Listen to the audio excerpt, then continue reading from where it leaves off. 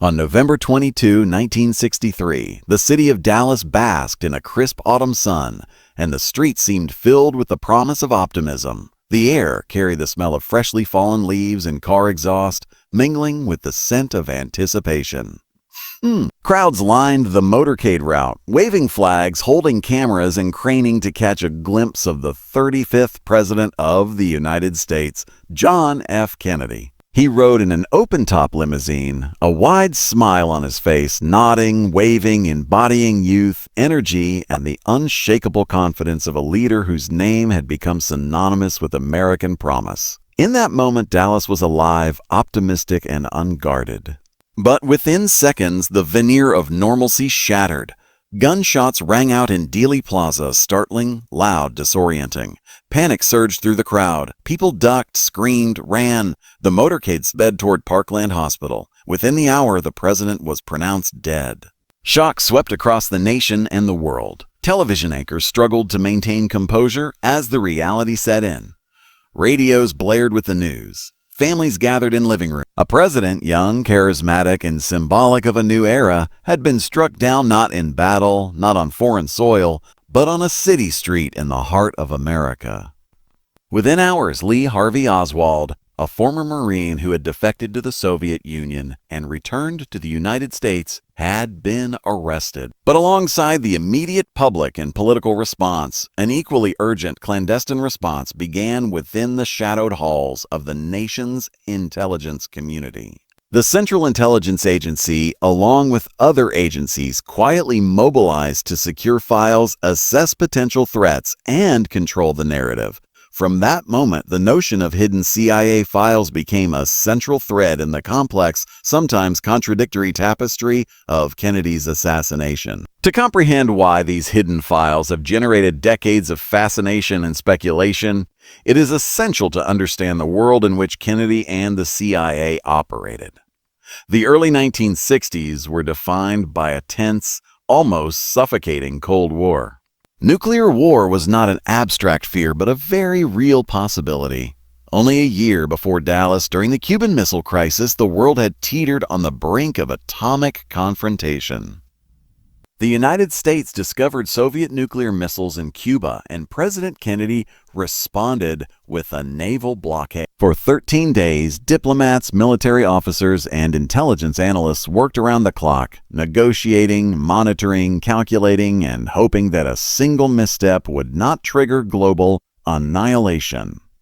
Intelligence agencies were not simply observers. They were arbiters of survival, their actions potentially determining life or death for millions. Within this climate, secrecy was both a tool and a necessity, but it could also breed suspicion, particularly when an event as shocking as the assassination occurred. The CIA in 1963 was a powerful and autonomous institution. It did not merely gather information. It shaped events. In the preceding decade, it had orchestrated coups in Iran and Guatemala, manipulated elections in Europe, and supported insurgencies across Southeast Asia. Psychological operations, paramilitary actions, and covert interventions were part of its routine operations. For many within the agency, secrecy was not just policy, it was culture. The CIA's activities operated beyond the scrutiny of Congress, the media, or even the president at times, and its officers were trained to think in terms of necessity, risk, and operational security. The Bay of Pigs invasion of 1961 highlighted both the CIA's reach and its vulnerability. Kennedy inherited the plan for an invasion of Cuba, intended to spark an uprising against Fidel Castro. But the operation failed spectacularly. The agency had provided overly optimistic assessments, and the invading force of Cuban exiles was quickly overwhelmed. The president publicly accepted responsibility, but behind closed doors, anger simmered.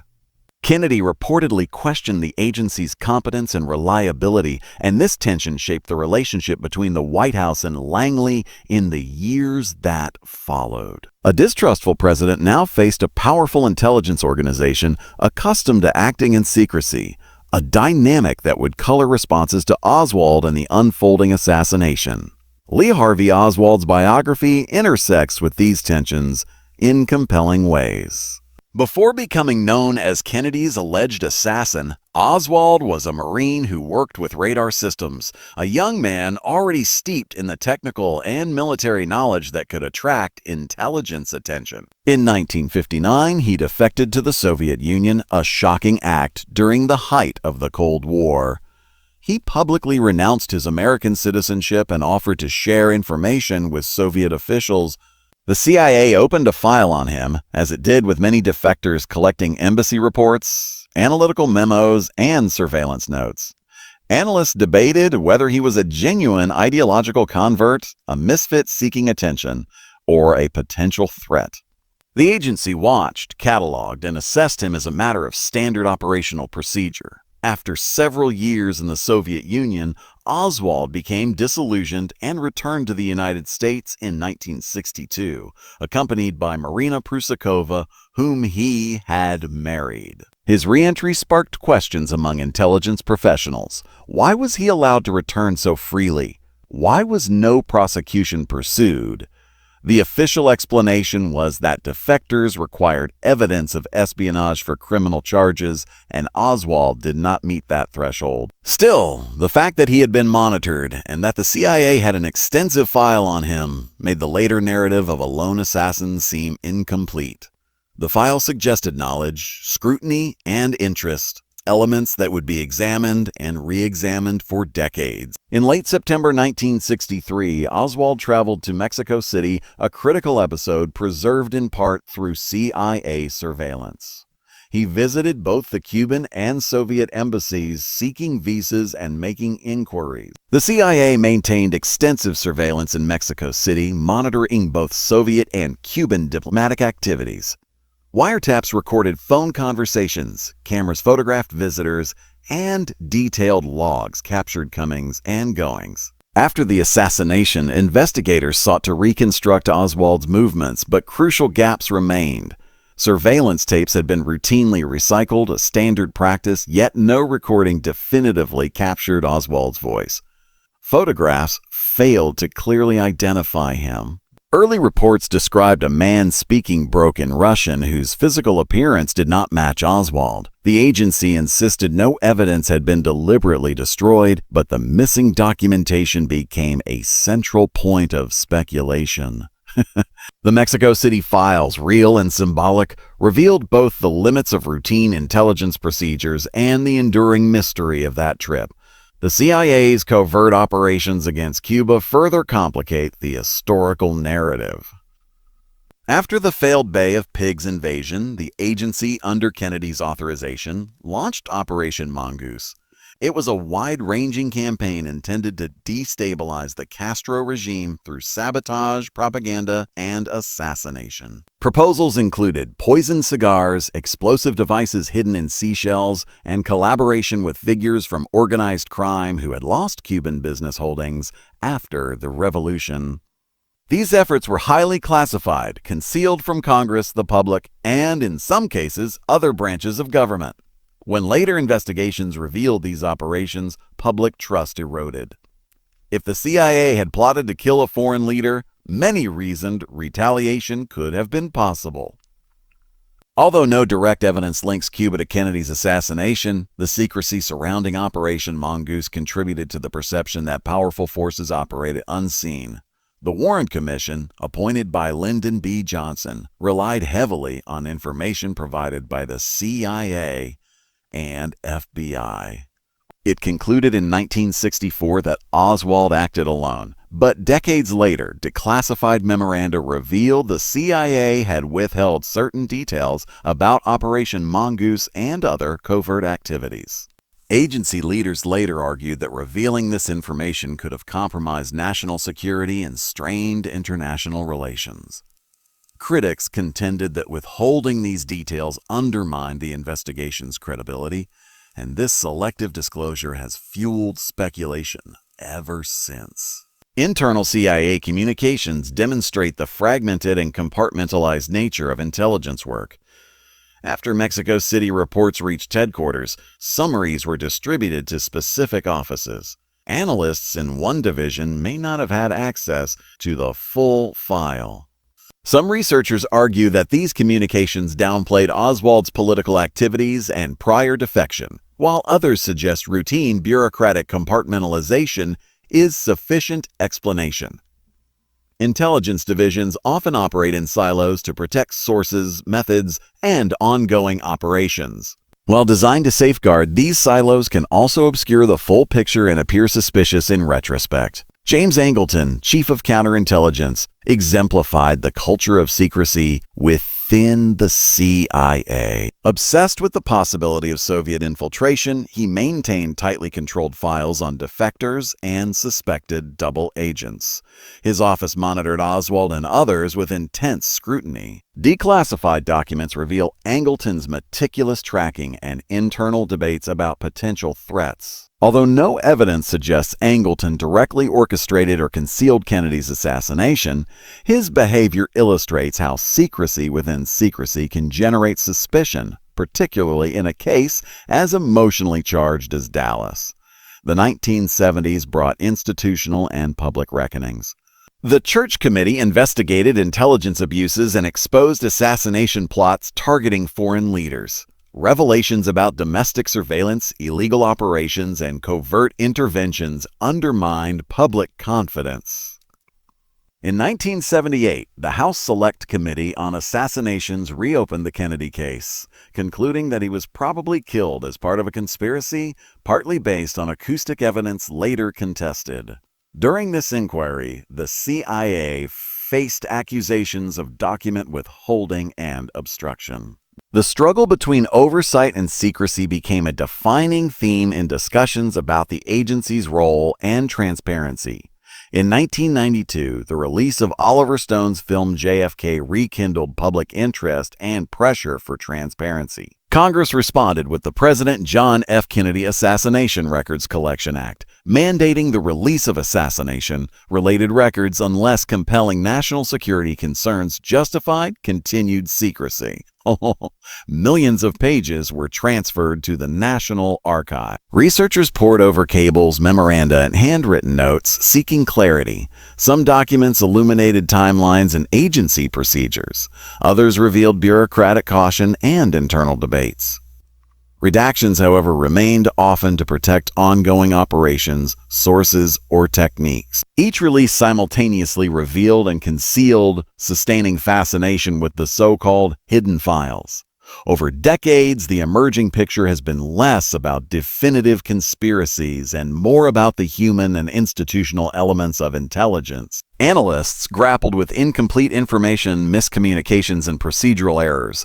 The CIA operated under immense pressure, balancing foreign policy, operational security, and presidential oversight. Its secrecy was a tool, and in some cases, a shield. But secrecy can create suspicion, especially in the wake of national trauma. The hidden CIA files, both real and imagined, have become emblematic of this tension between the need for secrecy and the public demand for transparency. Despite thousands of declassified pages, no document has surfaced proving that the CIA orchestrated Kennedy's assassination. Oswald remains the individual responsible according to the most comprehensive investigations, ballistic analysis, and eyewitness accounts. Yet the agency's history of covert operations abroad fuels enduring skepticism. Coupled with bureaucratic compartmentalization, selective disclosure, and redactions, the CIA's behavior can appear enigmatic, even conspiratorial. The Cold War context is crucial. The CIA monitored Soviet and Cuban communications, recruited foreign assets, and conducted operations worldwide. Revealing these files risked exposing techniques and partnerships still relevant decades later. Even today, agencies argue that releasing certain records could compromise intelligence capabilities. The tension between historical transparency and operational security persists, and each delayed or redacted release reinforces public doubt. Though emotion also plays a role in the persistence of speculation. Kennedy was young, charismatic, and symbolic of a new American era. His assassination represented not just political loss, but national trauma. In such moments, the human mind seeks patterns, causes, and agents. A lone gunman can feel insufficient to explain catastrophe. The hidden CIA files become a canvas for collective anxiety, a repository for questions that remain emotionally as well as intellectually unresolved. In recent decades, additional document releases have continued. Some illuminate interagency rivalries between the CIA and FBI, revealing miscommunication and disagreements about procedures. Others highlight internal debates about surveillance, reporting, and operational priorities. No single document has changed the fundamental narrative, but together, the files paint a portrait of an agency operating under immense pressure, navigating a world where mistakes could have monumental consequences. The hidden CIA files also underscore the challenges of historical reconstruction. Historical reconstruction. Intelligence documents are written for operational utility, not historical clarity. Analysts summarize, redact, or omit information based on sensitivity rather than narrative logic. As a result, historians, journalists, and the public must interpret incomplete records, often inferring intent where none is explicitly stated. The result is a complex mosaic rather than a linear account, in which each fragment is a clue, a potential misdirection, or a piece of context. Ultimately, the hidden CIA files reveal less about grand conspiracies and more about the interplay of secrecy, responsibility, and perception. They demonstrate how national security concerns can shape the flow of information, how bureaucratic fragmentation can create gaps, and how procedural caution can be misread as malfeasance. They illuminate the challenges of governing during the Cold War, when intelligence decisions carried profound global consequences. The assassination of John F. Kennedy changed the United States in ways both tangible and psychological. It reshaped politics, created a vacuum of leadership, and left an enduring scar on the national consciousness. The CIA, through its secrecy and operations, remains a focal point for understanding that era. The hidden files, slowly revealed over decades, allow insight into the machinery of intelligence, the pressures of Cold War governance, and the human error inherent in complex bureaucracies. More than 60 years after Dallas, the search for understanding continues. Historians examine newly declassified documents, evaluate inconsistencies, and piece together context. Analysts and journalists interpret cables, memos, and summaries, reconstructing timelines with painstaking care, yet the story will never be entirely complete because secrecy, human error, and the passage of time obscure the full picture. The hidden CIA files are both historical record and symbol. They represent real documents and the enduring tension between what governments know and what citizens are allowed to know. In the end, the hidden CIA files do not provide a dramatic, single revelation. They offer context, nuance, and insight into the structures and decisions of intelligence agencies. They illustrate the balance between secrecy and transparency, risk and responsibility, individual action, and institutional power. Whether one believes Oswald acted entirely alone or suspects a broader conspiracy, the files illuminate a world shaped by fear, ambition, and the complexity of governance. They remind us that history is not only a series of events, but also a reflection of human judgment, institutional priorities, and the unresolved questions that endure after tragedy.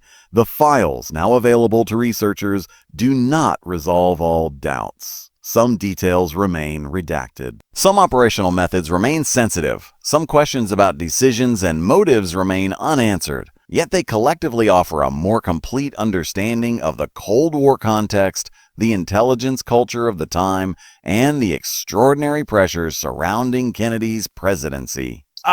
They demonstrate that secrecy is both necessary and potentially problematic, capable of protecting a nation while also generating suspicion and speculation for generations. The assassination of John F. Kennedy and the associated CIA files remain enduring subjects because they embody the tension between transparency and secrecy, between trust and suspicion, between historical fact and human interpretation.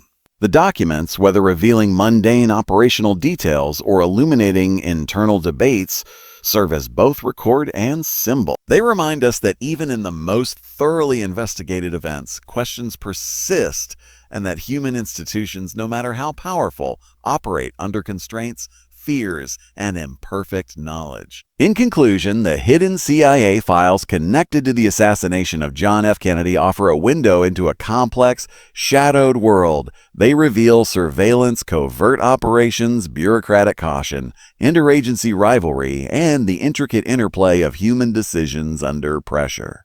They show the limitations of intelligence systems, the consequences of secrecy, and the enduring fascination of a nation seeking answers.